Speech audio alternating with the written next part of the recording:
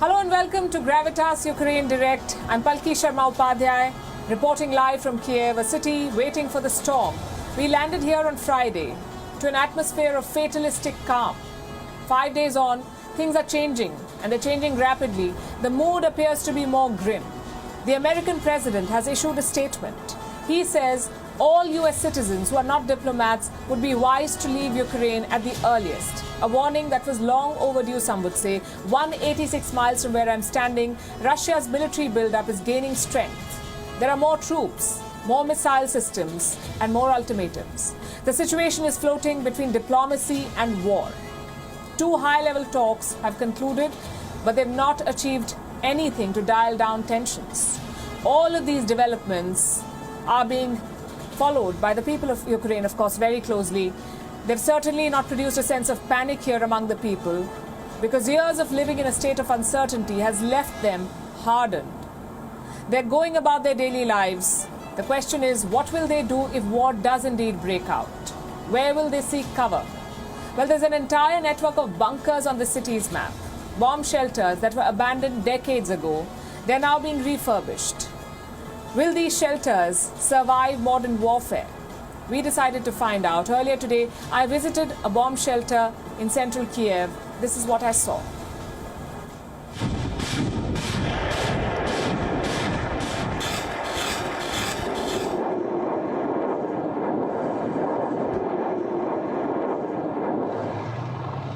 This is Ukraine, the site of Europe's biggest military buildup since the Second World War.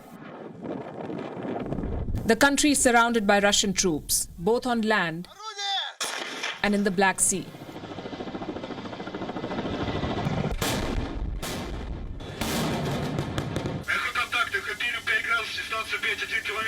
The Americans say Russia has completed 70% troop deployment for a full-scale invasion.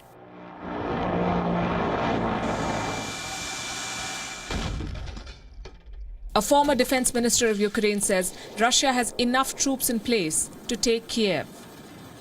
The capital of Ukraine is within striking distance of Russian soldiers stationed in Belarus.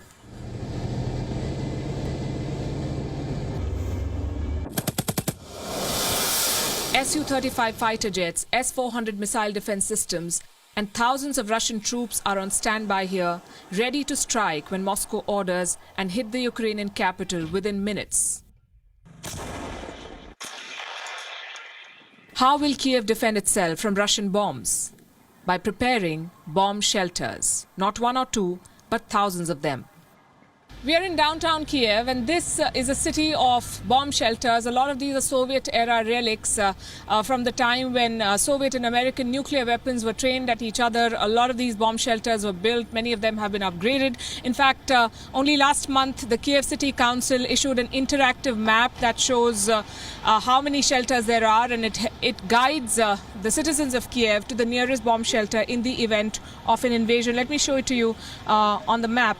This is what it looks like. This is the city of Kiev, and all these colorful dots that you see, these are bomb shelters with the varying degrees of preparedness and various levels of facilities that they offer. Let's zoom in. More than 500 of them spread across the city. This is how well the city of Kiev is prepared. We set out to inspect one such bomb shelter. This is 83 Mezeriska Street. The Kiev City Council is sprucing up a bomb shelter here from the 1950s. This is now critical security infrastructure for the government of Ukraine. The official in charge takes us down a flight of stairs. A door similar to the kind you'll find on submarines greets us.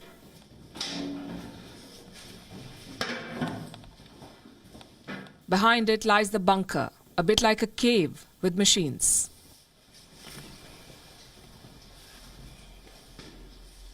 The ceiling is low, it's dank and musty, but stocked with everything you would need in an emergency. Batteries for power, running water,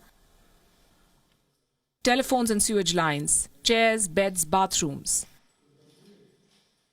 Inside one of the chambers is a massive piece of equipment, ready to pump oxygen if needed. In the event of an attack, as you can see, there are these pipes, and this is equipped with the oxygen supply, and this is one such supply chamber. If you go in, you see the pipes. This is well built, and they switch on these knobs here for oxygen to be supplied for the people who are inside this shelter in the event of a nuclear attack. Why does this bunker need oxygen? The answer lies on the walls. There are instructions everywhere, a survival guide for war. These bunkers are designed to protect against bombs of all kinds, biological, chemical, and nuclear weapons.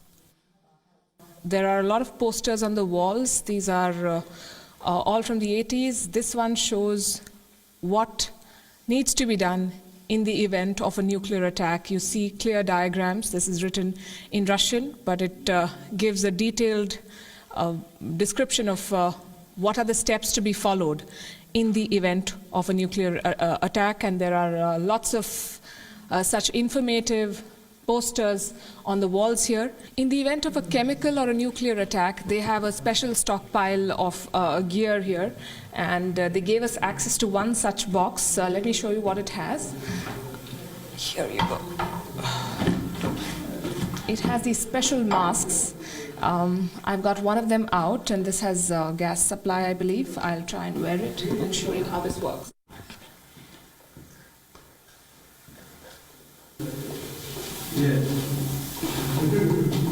And this is how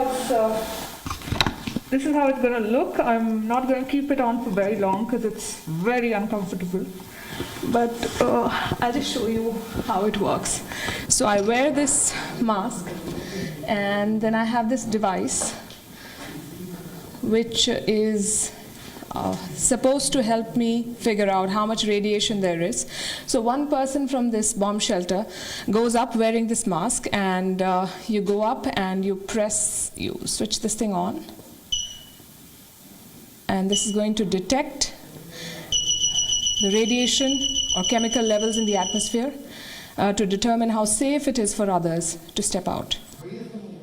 These shelters will be key to Kiev's survival in the event of an attack. The government has posted an interactive map online with 5,000 official locations where residents can hide.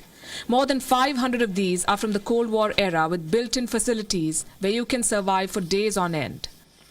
The remaining 4,500 shelters include basements, underground parking lots and passageways, also Kiev's 47 metro stations. In case of an attack, an alarm will be sounded across the city. Sound signals like sirens and beeps will be transmitted, a message would be played out with instructions, and that's the time when Ukrainians must head to the bomb shelters. This one can house at least 150 people, we are told. This bomb shelter was built in the 1950s, and it can accommodate at least 150 people. This shelter, we are told, was built in the 1950s, and you see a lot of those old documents here. This is all in Russian or Ukrainian, and it's hard to tell what it says, but we are told that this is all the details that they have, all of these files that you see. Then you have a first aid box. I'm not sure I can open it. It has some very basic medicines, clearly not enough for 150 people, as the caretakers of the shelter say that this place can accommodate. This is old. You have a radio here. It was built in the 1950s, and I want to show you something very interesting that I just came across. Very old phones. The line is dead. This one's not working either, but interesting, relics of the past. And some numbers, I believe these are emergency numbers. So they have everything in place in case of an emergency. I'm not sure what the food supplies are going to look like. You have some basic furniture, mostly chairs, some beds, a few washrooms on that side of the building. Very basic setup, but we're talking about emergencies, of course, and not five-star accommodation.